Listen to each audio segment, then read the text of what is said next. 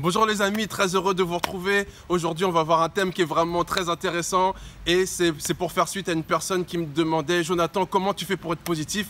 Jonathan, comment rester positif même dans l'adversité ?» Alors, je vais te donner aujourd'hui trois conseils super efficaces que moi, je m'applique à moi-même. C'est pas un truc que j'ai regardé sur Internet ou quoi que ce soit. À chaque fois que je vous donne un conseil ou une recommandation, c'est parce que je l'applique à ma propre vie. Donc, la première des choses qui est super importante, c'est de chercher le bénéfice caché derrière chaque épreuve.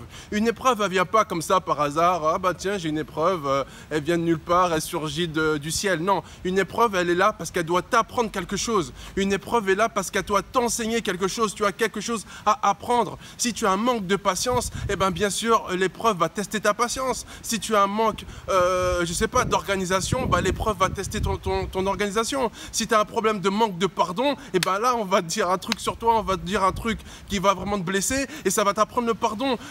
Derrière chaque épreuve, il y a un bénéfice. Donc cherche le bénéfice caché. Ne regarde pas juste l'épreuve. Parce que si tu regardes juste l'épreuve, là, tu n'as rien compris. Là, tu es out of the game. Tu es out of the game. Ne regarde pas l'épreuve telle qu'elle est. Regarde quel est le bénéfice caché, quel est le trésor derrière cette épreuve. La deuxième chose, c'est qu'en étant négatif, en fait, dans une épreuve, ben, ça crée un engrenage, c'est un engrenage de négativité. Par exemple, je prends un exemple. Si vous êtes une femme, le matin, vous vous habillez, boum, vous filez votre collant. Vous filez votre collant et vous êtes vénère, j'ai filé mon collant et tout, vous êtes en panique, vous vous énervez. Après, vous faites tomber du café par terre sur votre beau tapis blanc, etc. etc. En fait, vous créez un engrenage de négativité. Donc, la négativité va entraîner d'autres négativités. Et donc, du coup, eh ben, votre journée, c'est de la merde.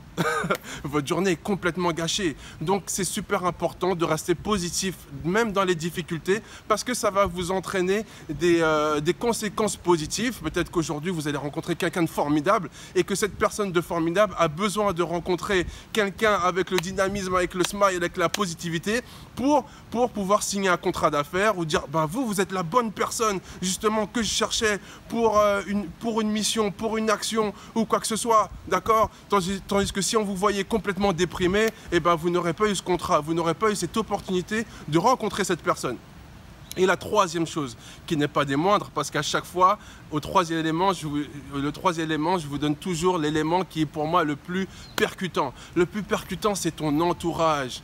Moi, franchement, à titre personnel, je prends énormément de temps pour avoir un entourage écologique, on appelle ça. Un entourage positif. Parce que l'entourage, c'est ce qui va, de toute façon, le dicton, il dit quoi? Dis-moi qui tu fréquentes et je te dirai qui tu es. Ça veut tout dire.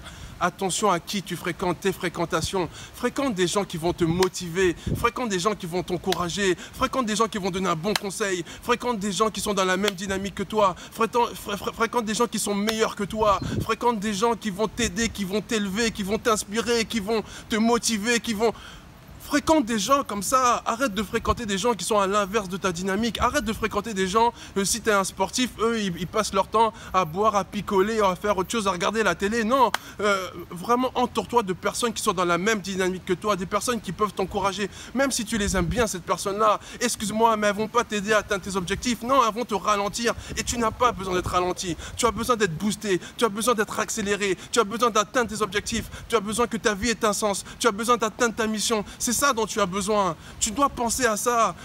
Moi, toute la journée, je pense qui je fréquente.